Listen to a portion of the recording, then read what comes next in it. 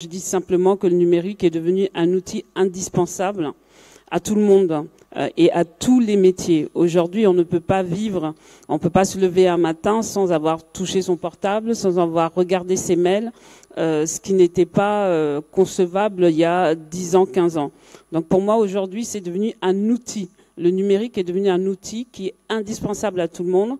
Même maintenant, le boulanger, le boucher, etc. Je sais qu'en Europe, ils s'y mettent. Ils font des sites e-commerce, des sites internet. Tous les métiers aujourd'hui doivent passer par là. Si vous ne passez pas par là, vous êtes ce qu'on appelle ringard. Merci Madame Cécile. Et j'aimerais bien écouter Orange par rapport notamment donc à... On sait que la communication se digitalise. On a de plus en plus de community managers. On a également donc la e-réputation de Orange à défendre. Alors, on aimerait bien avoir le feedback de Orange par rapport à ces chiffres et bien sûr donc à ce qui se passe en Guinée-Conakry. Merci pour la question. Bonjour au public. Merci d'être là pour échanger donc sur ce sujet assez passionnant. Alors moi, ce qui me frappe quand je regarde ces chiffres-là, c'est je ne peux pas m'empêcher de penser à ce chiffre de 27% qui est le taux de pénétration Internet en Guinée. Et je trouve que ce chiffre est très révélateur en fait de la situation dans laquelle on est. C'est-à-dire que le digital, pour moi, en fait, est un défi, mais en même temps, c'est aussi une opportunité. Et ce qui est vraiment intéressant, en tout cas de notre point de vue en tant qu'opérateur, c'est que dans cet écosystème en fait du digital, il y a deux grands éléments. Le premier élément, c'est que quelque part Orange Guinée en fait est contributeur, c'est-à-dire que essaie de développer cet écosystème numérique à travers notamment toutes les offres internet, connectivité, mais aussi avec tout le travail qui est fait pour pousser la pénétration des smartphones donc auprès des clients. On le sait bien, hein, les smartphones sont en train de baisser de prix. Certes, il y a encore un petit peu de travail sur ce volet-là, mais Orange Guinée, voilà, essaie de pousser, faire en sorte que le maximum de clients puissent être connectés à Internet. Forcément, donc en tant que service, en tant qu'opérateur qui opère dans le secteur de service, c'est quelque chose qui fait partie de nos activités. Mais le deuxième élément, c'est que nous-mêmes après, Orange, on peut utiliser ces moyens digitaux pour améliorer la façon dont on communique, la façon dont on interagit avec nos clients.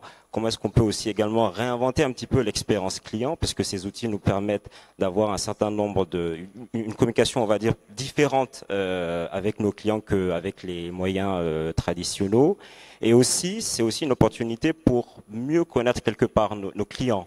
C'est-à-dire que l'interactivité qui est apportée par le digital fait que on a de plus en plus d'informations que les clients nous remontent. Et ces informations sont forcément exploitées dans la façon dont on construit nos offres, dans la façon dont on développe nos propositions de valeur pour les clients. Très pertinent. J'ai vu notamment donc, sur Internet que Orange accompagne notamment Guinée Digital Days. Et je crois que prochainement, l'édition de 2018 aura lieu dans 2 semaines. Et c'est pour moi l'occasion de pouvoir rebondir sur des acteurs majeurs, comme notamment donc, des consultants qui interviennent aussi donc, dans le digital, pour notamment donc, assurer si vous voulez, donc, la communication digitale de certaines entreprises, prendre en main notamment donc, tout le marketing digital. Et je rebondis notamment donc, en interrogeant Madame Silla, qui est notamment chez Publinet, pour nous renvoyer son feedback par rapport à ces statistiques, bien sûr donc en s'appuyant sur les réalités de la Guinée.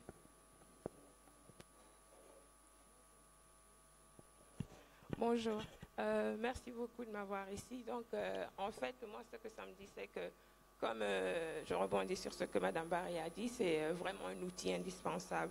Mais aussi, ce qui est intéressant, c'est que ça nous donne l'ampleur du contenu. Parce que ça veut dire qu'il y a vraiment un contenu assez intéressant et qui est créé à longueur de journée, que les compagnies aujourd'hui, c'est un outil indispensable pour eux de pouvoir communiquer non seulement avec le grand public, mais aussi de vendre. Donc, le côté inbound marketing, c'est-à-dire là où le contenu est créé, de telle sorte de pouvoir connecter et donner un produit au client qui fait qu'il revient et qu'il fasse des recherches, c'est vraiment moi ce que ça me montre. Et aussi le fait qu'on sait que 80% des Guinéens aujourd'hui utilisent leur mobile phone. c'est vraiment prouvé dans les statistiques, ça se vend à chaque minute les mobile phones. Donc c'est dans ce cadre que les compagnies comme Orange Guinée interviennent vraiment de développer, utiliser ces datas de telle sorte qu'il y ait un retour sur vraiment l'utilisation pour pouvoir créer des produits et le contenu. Surtout, moi, c'est très important pour moi, pour pouvoir satisfaire le client. Nous, donc, c'est dans cette mesure qu'on essaie vraiment de travailler avec ces statistiques, avec le public, pour pouvoir leur donner non seulement un retour aux clients, mais aussi aux compagnies, comme leur donner une vitrine de comment se présenter. Excellent, Madame Silla. Vous parlez notamment donc de mobile et vous donnez les chiffres de 80%, ce qui est vraiment impressionnant pour une nation comme la Guinée. Et restons dans la même dynamique. On parlera donc de marketing mobile. Et nous avons M. Lee qui intervient aujourd'hui avec une structure notamment dénommée Palabre, ou c'est Palabre, c'est bien ça? Palabre Consulting, et qui intervient également dans le marketing mobile. Nous allons écouter M. Lee qui va nous donner son impression au regard de ces chiffres en Guinée. Merci. Bon, tout d'abord, merci de nous avoir accueillis et je tiens à féliciter l'organisation et surtout la communication sur l'événement qui a été de très bonne qualité, ce qui fait que ça a été un succès, je pense. Souvent, les communicants sont dans l'ombre et on ne les voit pas.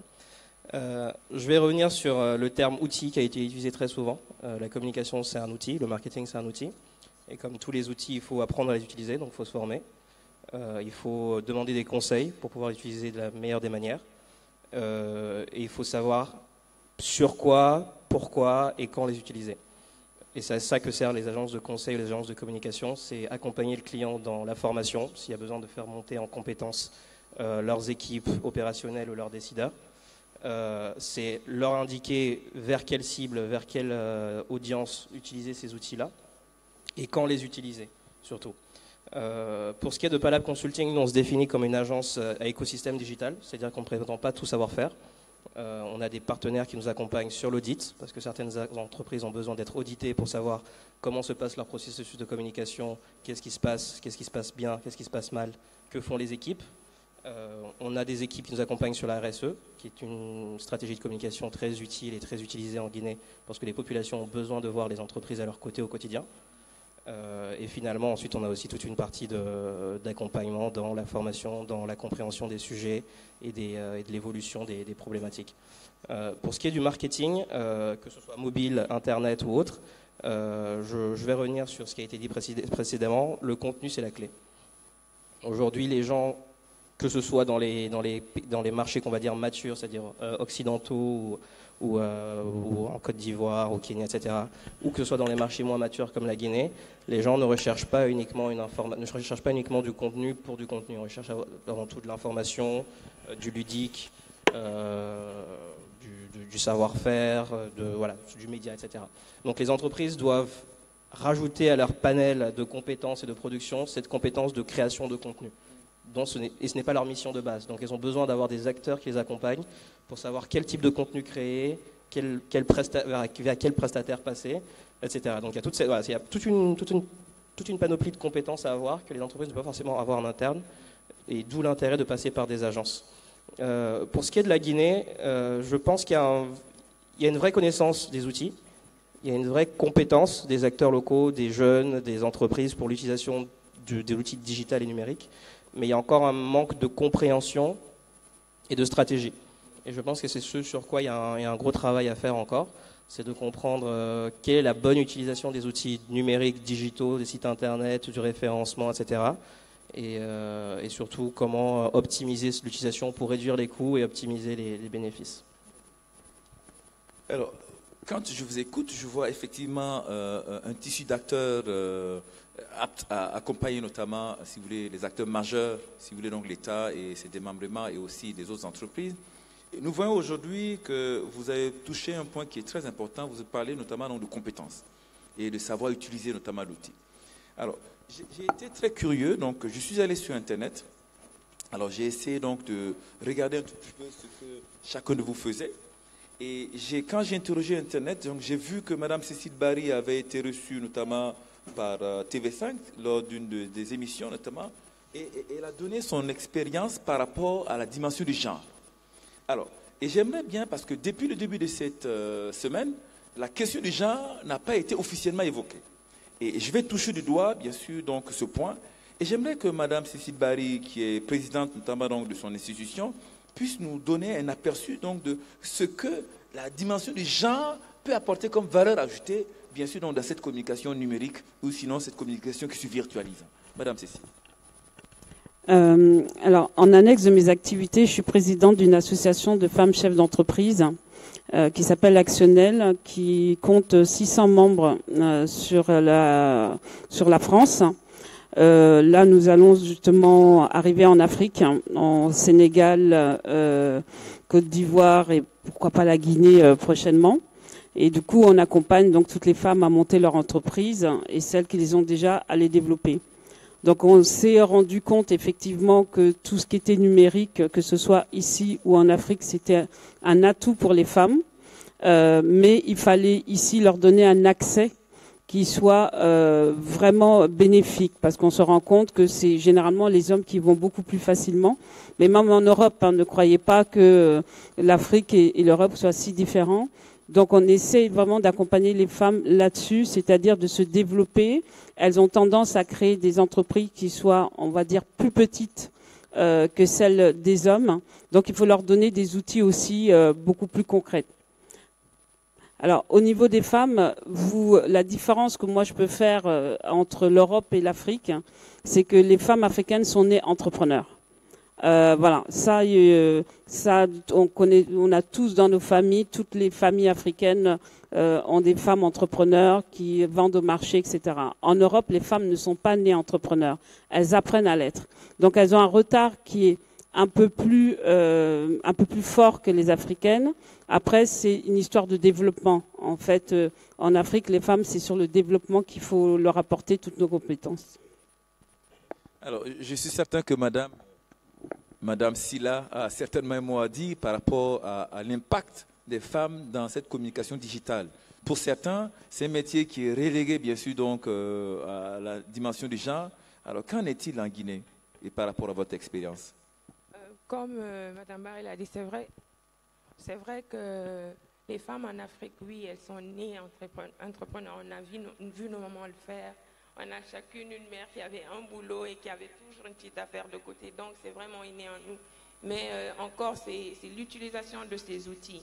Pour ça, cette année, j'ai commencé un mouvement qui s'appelait Extravaganza. C'était vraiment, on allait par secteur. Et j'ai choisi le secteur de la beauté, qui est très... beaucoup de femmes sont entrepreneurs dans la beauté aujourd'hui, pas que dans les salons de coiffure, mais aussi les produits, le beurre de karité, les atouts que la Guinée a en matière agricole et tout, pour essayer vraiment de se mettre au devant de la beauté.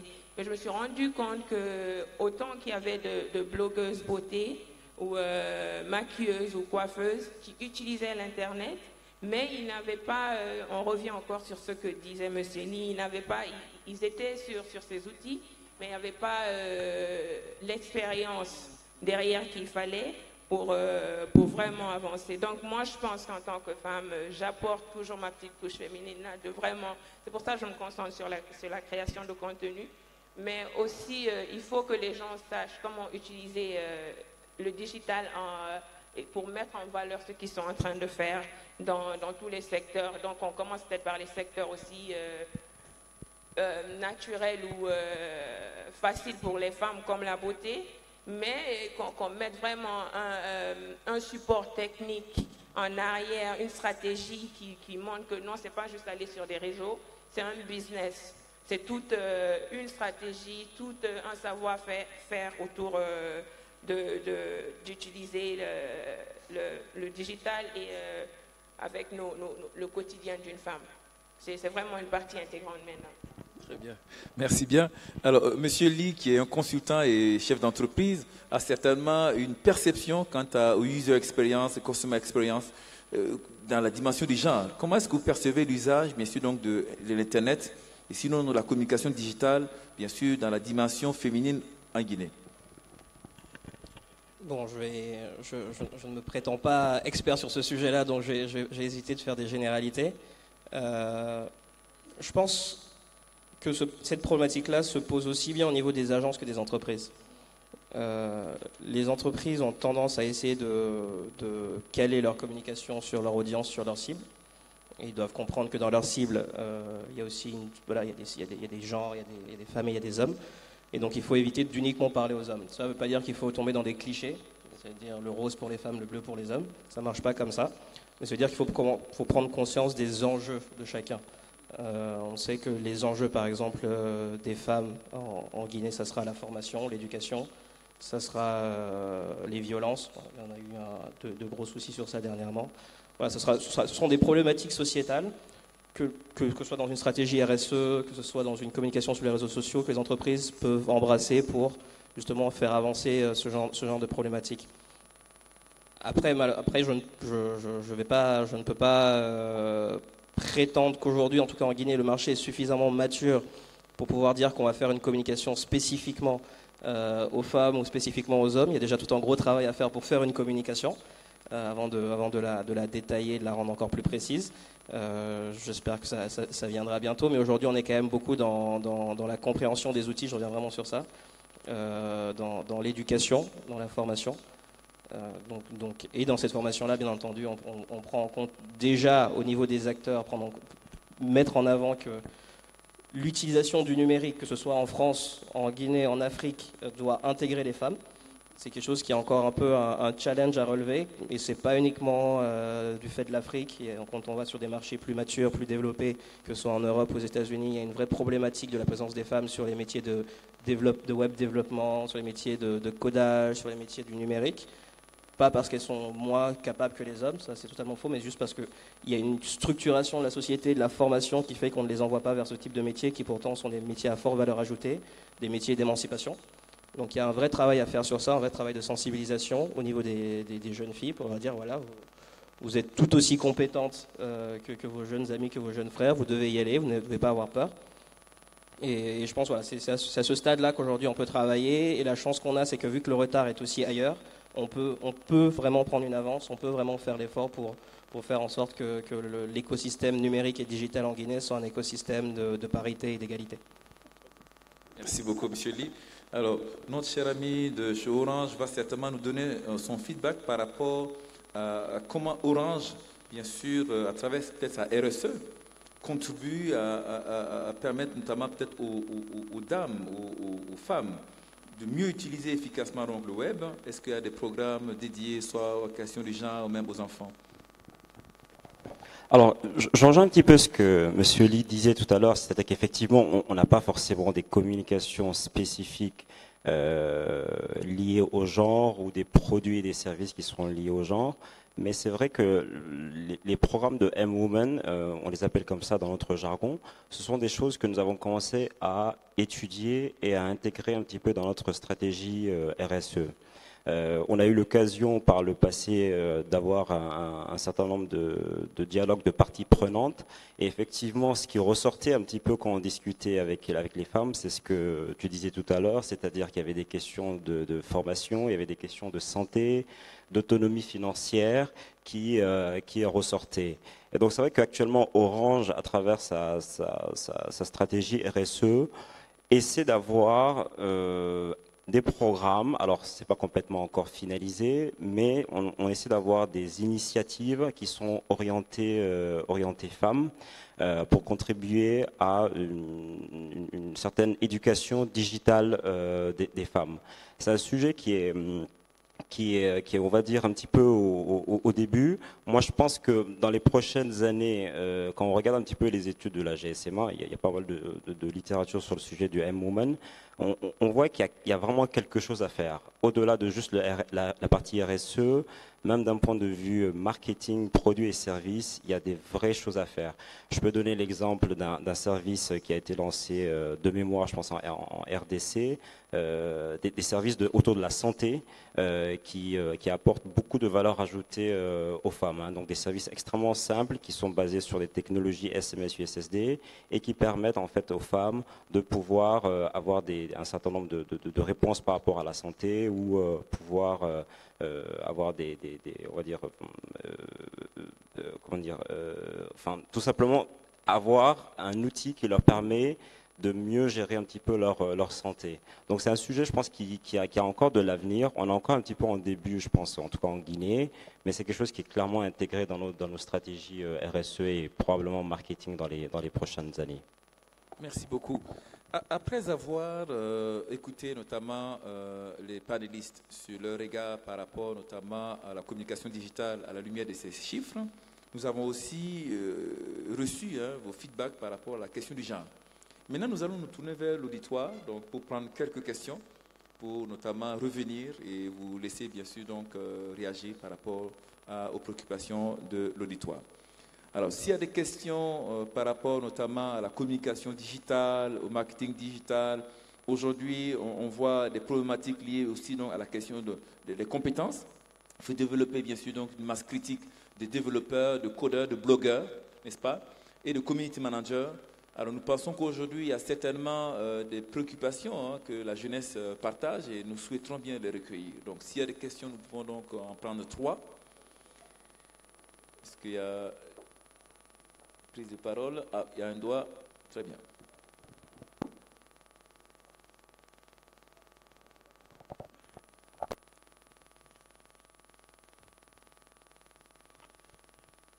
Bonjour. Bonjour. Je m'appelle Djibril Tamsiagnan et je travaille dans la communication. Je voudrais revenir par rapport au propos de M. Lee qui parlait de la parité. Vous avez dit qu'il y a une structuration de la formation qui fait obstacle à la promotion de la femme dans certains domaines du numérique. Comment vous pensez qu'on pourrait changer quelque chose d'aussi profond que ça, d'aussi ancré dans nos réalités, dans nos mentalités? Comment on pourrait le faire? Donc j'avais. Très bien, merci. Alors, on répond au fil de l'eau. Vous voulez répondre au fil de l'eau? C'est peut-être plus interactif. Allez-y. Bon, je pense qu'il y a 2 dames autour de la table qui seraient plus pertinentes et qualifiées pour répondre à ça, étant donné qu'elles travaillent dans le numérique et qu'elles sont des femmes, donc je vais les laisser répondre.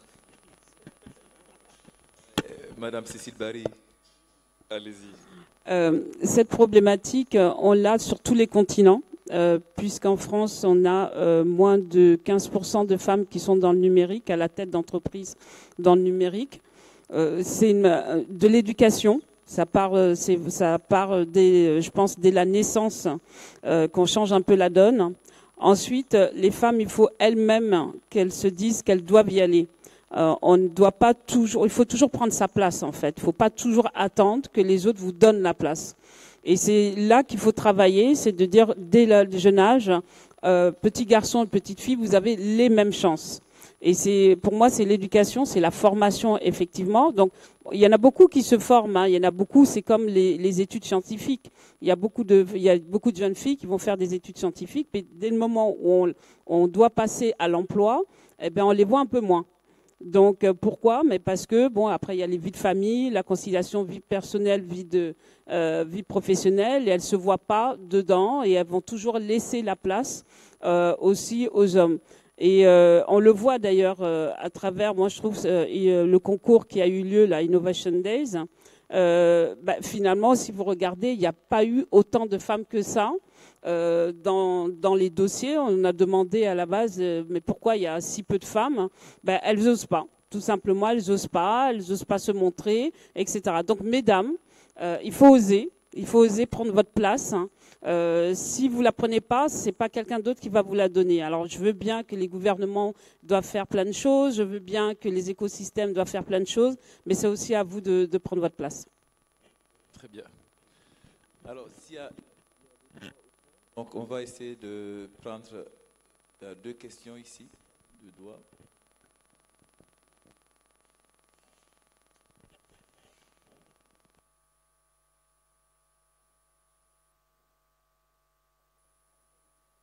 On va essayer d'aller vite. Au fond, tout au fond.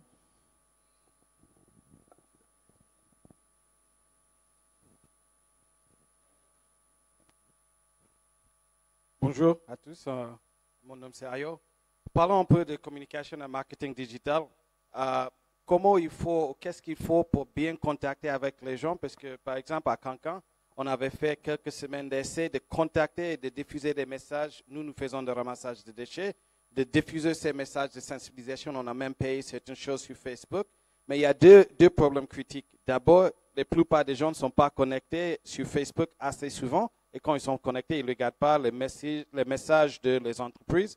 Mais de deux, pendant qu'il y a plein de gens qui utilisent les smartphones, pendant qu'il y a plein de gens avec les téléphones, ils ont plein de forfaits pour connecter et pour engager avec les réseaux sociaux, Twitter, Instagram, Facebook, quoi. Alors, quelle stratégie, quelle idée que vous avez pour des gens qui sont en train de faire la communication, qui sont en train de faire le marketing digital, pour bien communiquer avec ces personnes, quoi.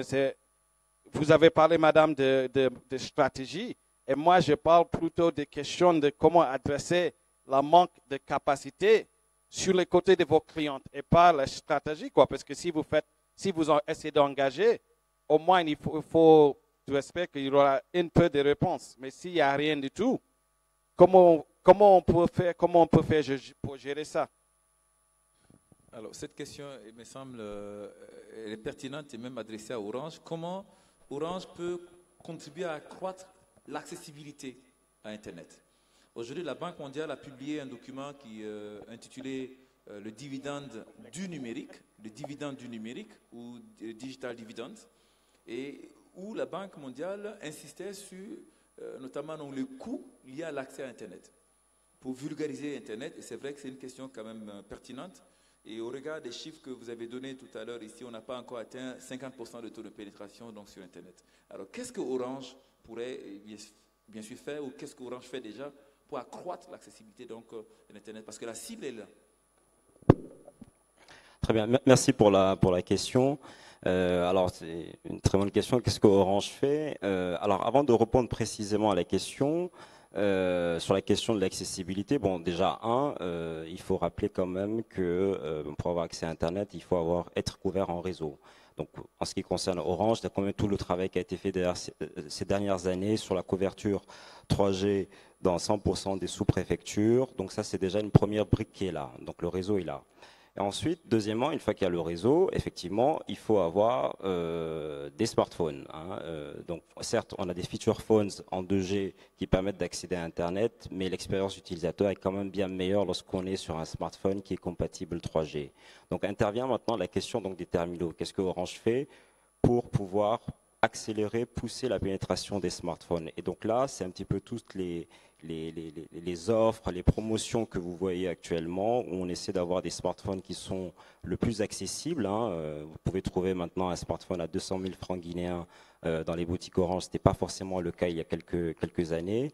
Donc, c'est un petit peu notre contribution pour essayer de pousser la pénétration des smartphones.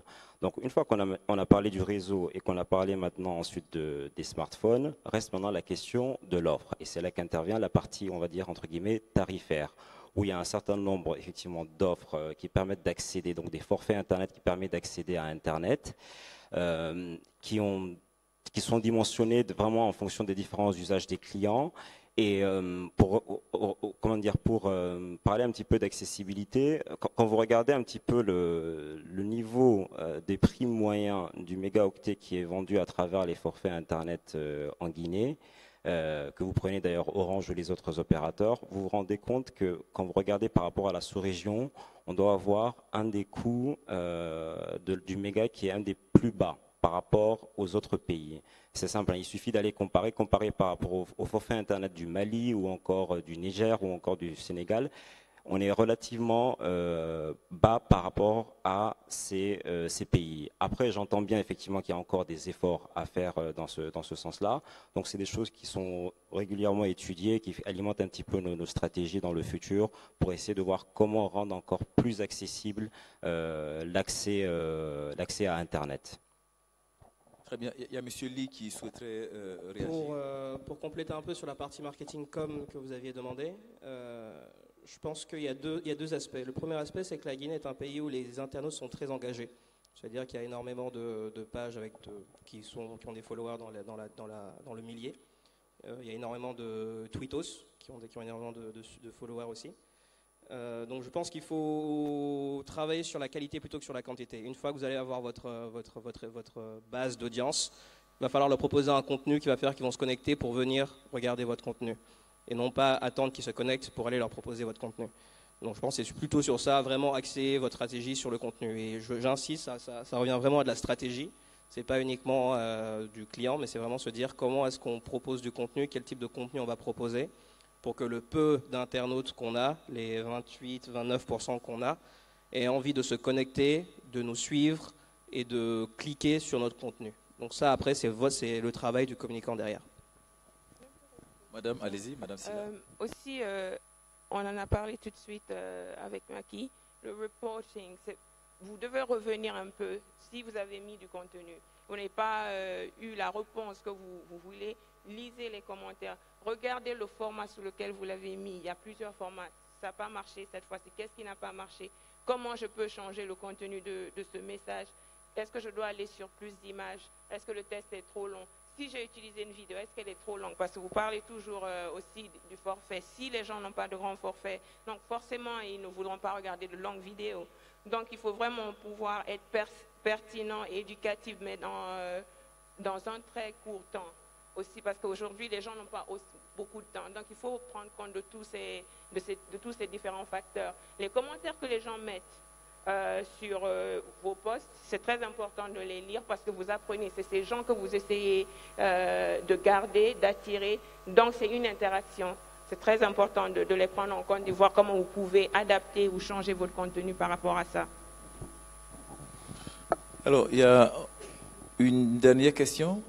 Oui. Alors, moi, c'est M. Kamano, Jacob. Je voudrais commencer par apprécier l'intervention de Madame par rapport au fait qu'elle affirme que les femmes sont nées entrepreneurs. Et sur ce point, je voulais savoir, parce que c'est le défi entrepreneurial que nous voyons en Afrique avec nos mamans, par rapport aussi au défi numérique, qui est aussi un défi non seulement intellectuel, mais ça demande la technologie et la technique. Alors, comment vous avez pu synchroniser ces défis d'entrepreneuriat, c'est-à-dire avec vos mamans, de façon, c'est-à-dire, s'il faut dire, naturel et humain, par rapport au défi qui est lié au digital et à la communication? Et comment vous pouvez communiquer cela au genre féminine, au genre féminin autant pour moi, pour que celle-ci aussi puisse de plus s'impliquer dans la communication digitale, la communication et le marketing digital. C'était ça ma question. Madame Cécile Barry va répondre. N'oublions pas que le thème de cette semaine, c'est la semaine nationale de l'entrepreneuriat dans le numérique. Alors, quand je disais effectivement que dans la famille, on avait une maman qui était entrepreneur, comment le lier au digital? C'est que la jeune fille qui va peut-être reprendre ce que sa maman fait ou va le faire d'une autre manière, elle va peut-être pas le vendre, pardon, ses pagnes qu'au marché, elle va peut-être avoir, elle, un site e-commerce.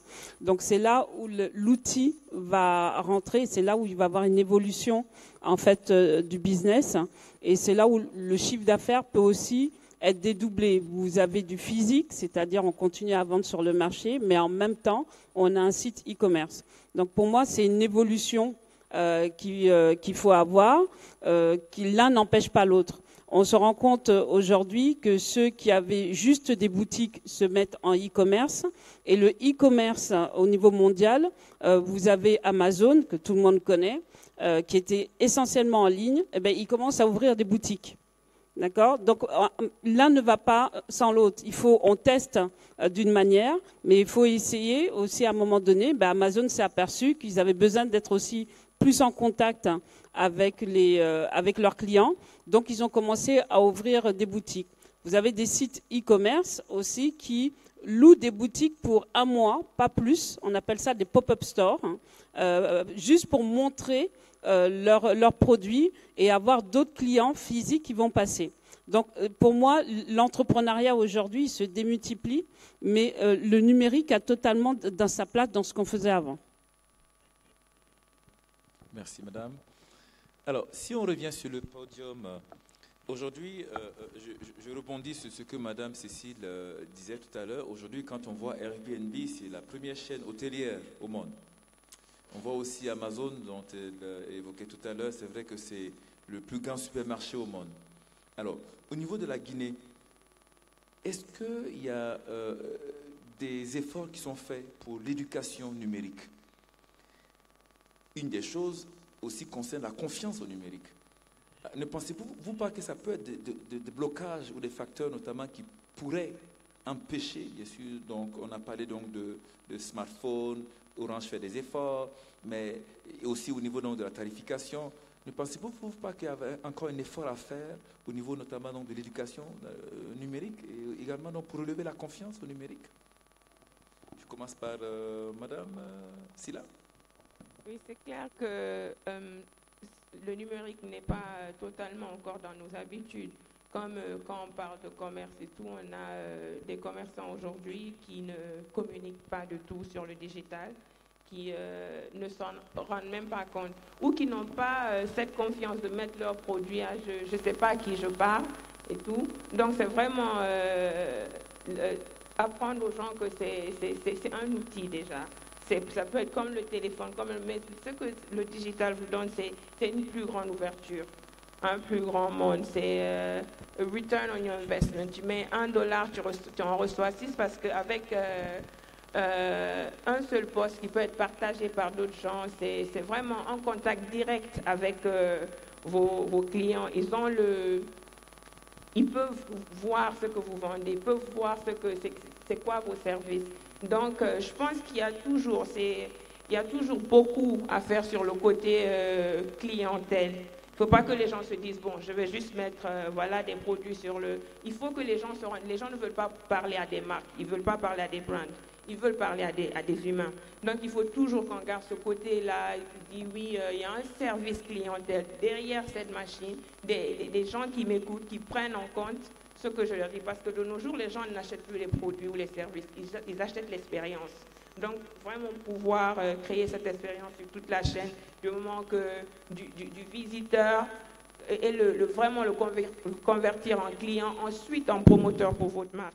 Donc, c'est comme ça qu'on peut vraiment créer la confiance entre nous, les marques, et les clients.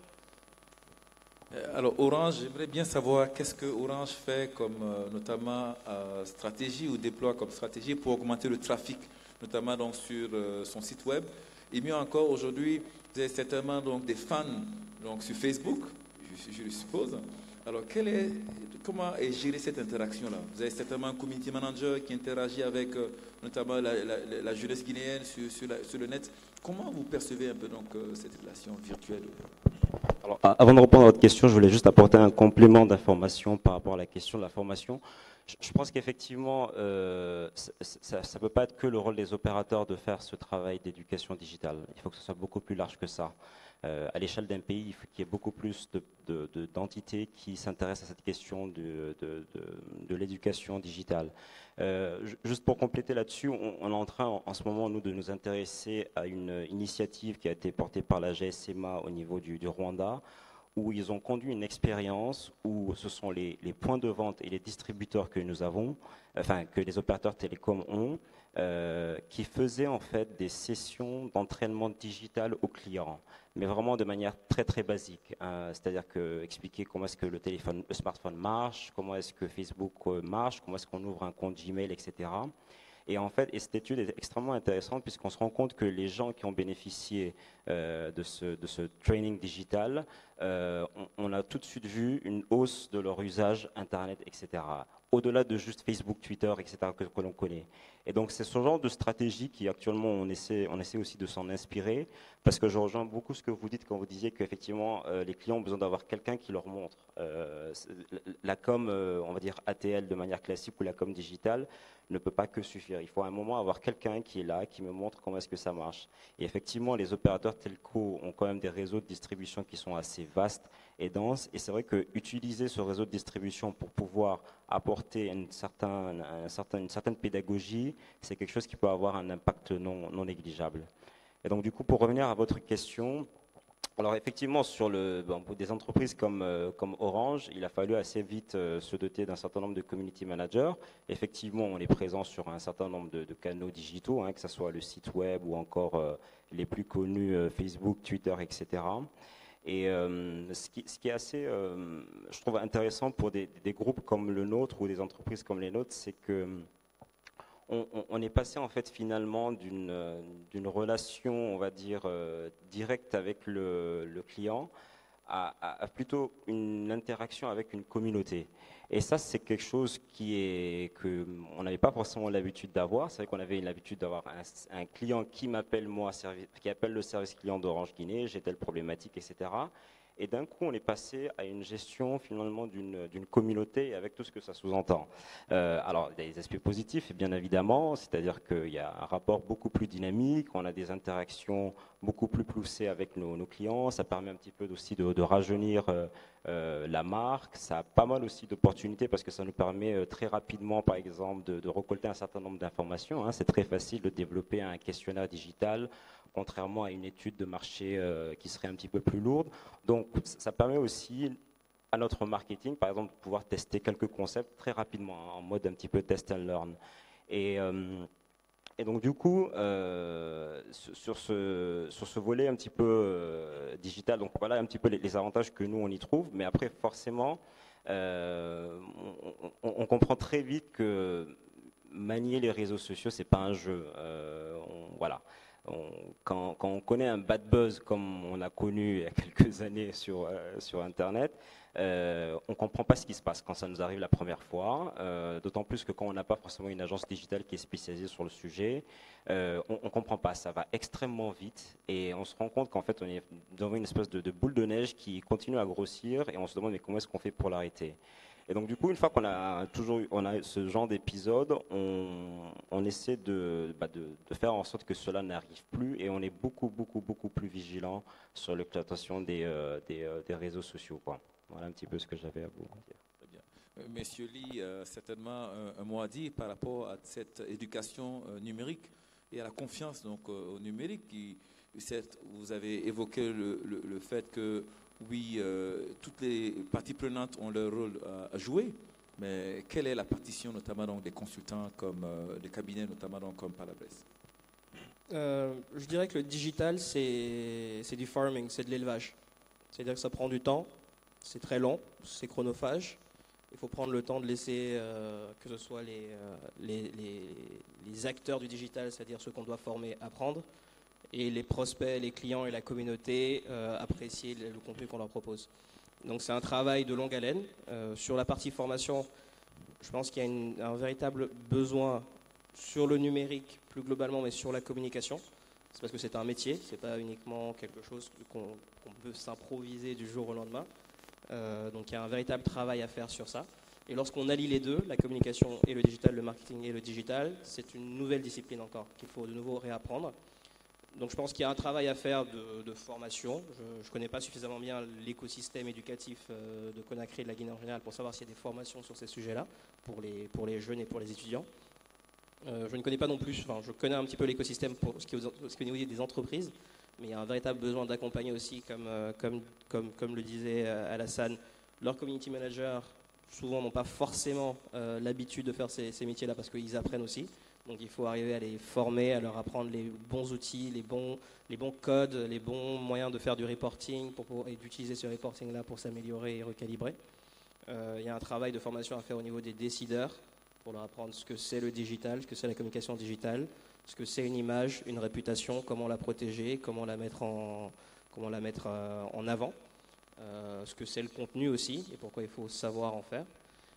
Et je dirais que plus globalement, il faut aussi probablement se tourner vers une population dont on parlait assez rarement, qui sont les personnes qui n'ont pas d'emploi ou qui sortent de l'école et qui ne savent pas ce qu'ils doivent faire. La chance qu'on a avec le numérique et le digital, c'est que ce sont des compétences à forte valeur ajoutée qu'on peut apprendre rapidement. C'est-à-dire qu'avec une formation de 2, 3, 4 mois, on peut devenir un développeur qui peut faire des choses. Donc il y a un vrai travail à faire avec les décrocheurs scolaires, avec les jeunes qui n'ont pas trouvé d'emploi ou qui sont en recherche d'emploi, pour les mettre dans ce processus-là d'apprentissage, de création de sites internet, de création d'applications, d'utilisation d'API, etc. Parce qu'il y a du travail. De toute manière, la Guinée, sur l'aspect du numérique digital en tout cas, est dans la bonne lignée. Il ne faut pas qu'elle prenne du retard, mais elle est dans la bonne lignée. Donc du coup, mécaniquement, comme sur les autres marchés, comme sur les autres territoires, il va y avoir des opportunités qui vont se créer, il va y avoir de l'emploi. Donc du coup, il faut faire comprendre aux gens que comme on le fait aujourd'hui pour l'agriculture, comme on le fait aujourd'hui pour d'autres secteurs, le digital est un secteur qui a forte valeur ajoutée, à fort taux d'emploi. Donc il ne faut pas hésiter à proposer aux jeunes en décrochage scolaire et aux jeunes femmes et aux jeunes hommes en décrochage scolaire, aux jeunes personnes qui n'ont pas d'emploi, ou aux vieilles personnes qui veulent se réorienter, à se tourner vers le numérique et le digital. Très bien. Alors, on nous informe que le temps imparti est terminé. Nous allons peut-être... Est-ce que vous permettez qu'on prenne encore des questions ou c'est bon, on arrête? Une question? Bon, mais c'est parfait. Donc, je ne sais pas si au niveau de l'auditoire, il y a très bien M. Condé qui a une question. Donc, on va prendre la dernière question que nous allons prendre. S'il y a le micro à côté. Bonjour. Ah. Plusieurs Condé dans la salle. Hein? Non, M. Sila Isiaga. Très bien. Puisqu'il tient déjà le micro, on va le laisser continuer. On prendra donc la dernière question de M. Condé. Allez-y, monsieur. Je me nomme donc M. Sila Isiaga. Je suis étudiant en télécommunication. Donc, je remarque que cette semaine, cet événement est important pour surtout le ministère de la télécommunication et pour la PIB. Mais je vois que pour valoriser cet événement, il faut accompagner la jeunesse dès le bas âge surtout, nous encourager pour nous lancer dans le domaine du numérique. Mais je ne vois pas quelle est la politique du gouvernement et des entrepreneurs pour encourager les jeunes pour le futur, parce que ce n'est pas ceux qui sont aujourd'hui en place qu'il faut continuer à former. Il faut encourager les jeunes dès le départ. Et je vois que nous, les étudiants, surtout en télécommunication, on n'est pas accompagnés par le gouvernement. Et quelle est leur politique et surtout les entreprises dans le domaine des télécommunications. Ils ont une politique. Donc, à nous aider à comprendre ça parce qu'on n'est pas accompagnés dans les formations. Alors, quelle est la question concrète que vous adressez au panel? N'oubliez pas que c'est des experts et notamment donc, des personnes qui viennent du monde de l'entreprise. Ok, j'aimerais savoir quelle est la politique mise en place par l'État et par les entreprises du domaine pour lutter contre le problème de malformation des jeunes Guinéens. Okay. Dans le domaine du numérique surtout. Très bien. Alors, donc, vous voulez répondre? Je vais lui dire qu'il a raté les 2 premiers jours de la semaine du numérique. On a eu l'honneur de recevoir le ministre en charge des postes et télécommunications. Et puis, nous avons eu l'honneur de recevoir le ministre de l'enseignement supérieur et d'autres personnes, d'éminentes personnalités qui sont venues témoigner et citer, expliquer les mesures d'accompagnement. Donc, peut-être qu'il faut aller sur le site de la semaine du numérique et consulter les différentes interventions. Merci. Et si on reste dans la thématique ici, c'est le faire savoir de ce que font les entreprises. C'est pour ça qu'on est là. Merci.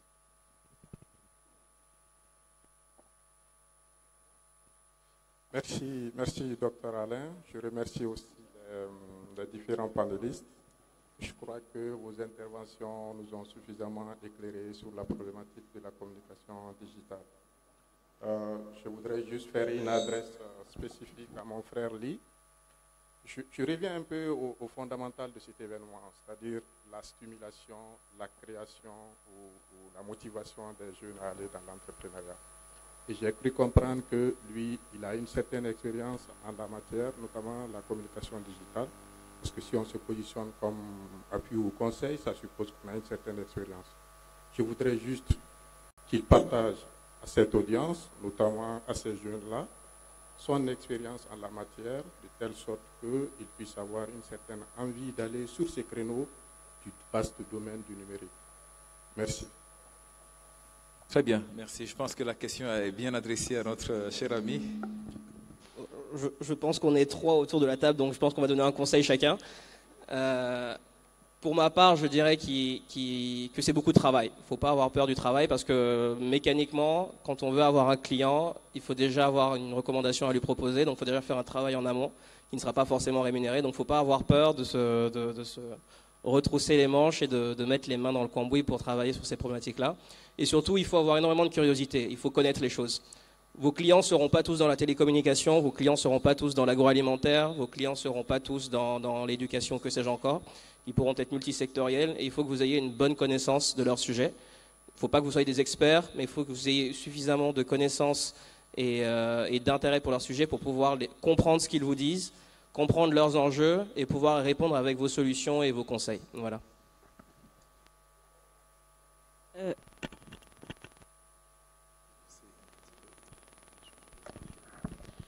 Moi, je rajouterais, je vais compléter en disant qu'il a totalement raison, il faut être curieux.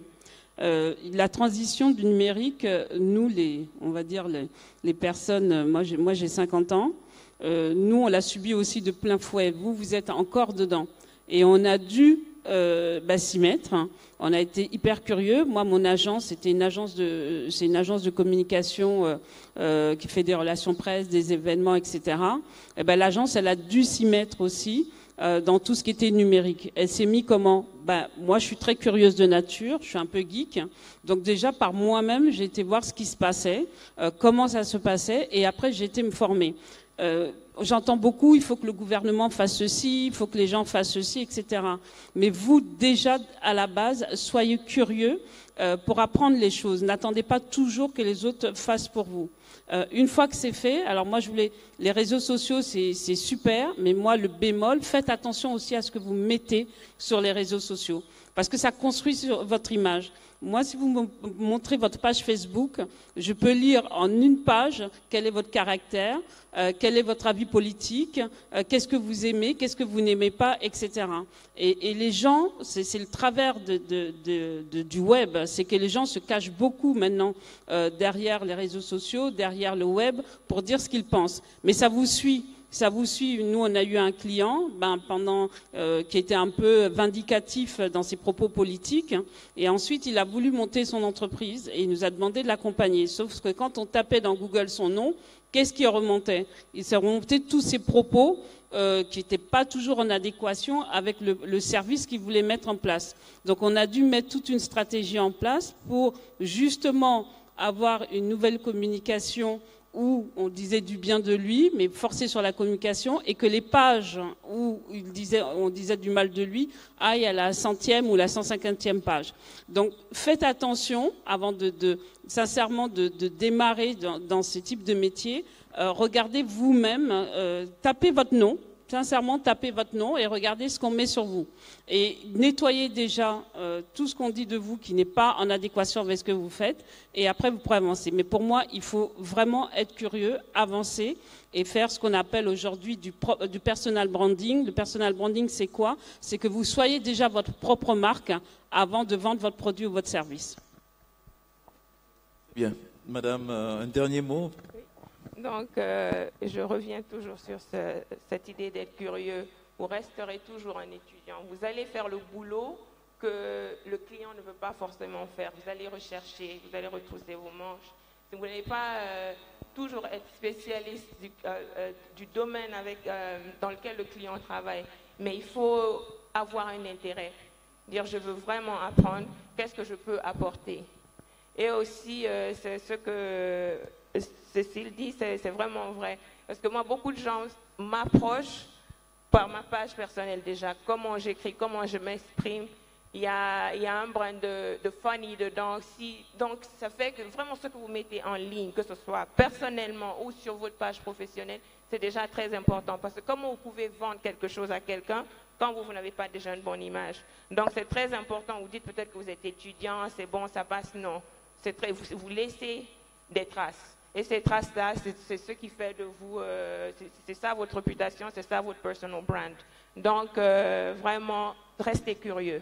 Restez curieux et soyez prêts à apprendre et à vraiment forking, comme on dit.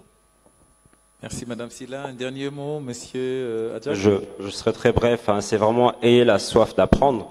C'est-à-dire que j'en rejoins un petit peu ce que mes camarades ont dit, c'est-à-dire que oui, il y a l'État, oui, il y a les entreprises, oui, il y a les universités, mais avec l'accès à Internet actuellement, tout se trouve sur Internet. C'est-à-dire qu'il faut vraiment essayer d'être aussi en mode un petit peu autodidacte. Il y a plein de choses qui sont sur Internet, il y a plein de modules, il y a plein de formations. Regardez au niveau de Google, sur Google, il y a tellement de choses qui sont à la portée et il faut vraiment avoir la soif d'apprendre. Voilà. Très bien. Alors, donc, je pense que vous vous associez à nos points de vue, c'est ça? On est tous d'accord. Parfait. Alors, nous sommes au terme de ce panel et j'aimerais, en ma qualité de modérateur, remercier nos chers panélistes. Et je voudrais quand même attirer l'attention de la jeunesse pour vous dire qu'aujourd'hui, si on a parlé de e-réputation, et ça vous concerne aussi, les recruteurs, avant de confirmer, bien sûr, le processus de recrutement, ils vont aller scanner votre page sur Facebook pour savoir exactement quelle est l'identité, bien sûr, de cette personne-là. Donc aujourd'hui, je pense que c'est important que nous puissions avoir une certaine, je dirais, un usage responsable, bien sûr, donc de l'Internet. Parce que non seulement on parle de communication digitale, de marketing digital, mais aussi vous avez une part de responsabilité à jouer, bien sûr, dans ce processus-là. Nous avons vu l'effort qui est fait du côté donc, de certains acteurs comme Orange pour revoir à la baisse le coût des terminaux et des handsets, et aussi un effort lié à la tarification même des services, même pour accroître, bien sûr, donc, le taux de pénétration. C'est quand même des efforts à saluer. Nous avons aussi touché du doigt la dimension du genre, parce qu'on s'est rendu compte que sur ce podium, on avait deux imminentes dames. Et c'est une question aussi, effectivement, donc, quand on parle de fracture, bien sûr, donc, numérique, on observe qu'effectivement, il y a moins de femmes qui ont accès, bien sûr, au numérique. Donc, cette question a également été abordée. Nous avons aussi touché du doigt certaines réalités liées à l'éducation, donc numérique, pour relever la confiance. Et nous pensons qu'aujourd'hui, toutes les personnes ici présentes ont, bien sûr, leur partition à jouer. Je tiens vraiment à vous remercier donc, pour vos contributions très pertinentes et remercier également l'auditoire pour votre assistance. Merci à tous. Merci, M. Sawadogo. Merci à nos chers panélistes. Est-ce que je peux inviter M. Sawadogo à rester un instant sur le... S'il vous plaît.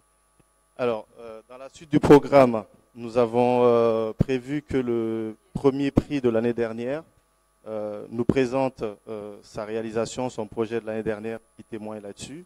Mais également, nous avons eu la chance d'avoir M. Alain Sawadogo pendant toute cette semaine. Il est enseignant-chercheur à l'ESMT et il a proposé des ateliers aux étudiants, ateliers qui se sont tenus plutôt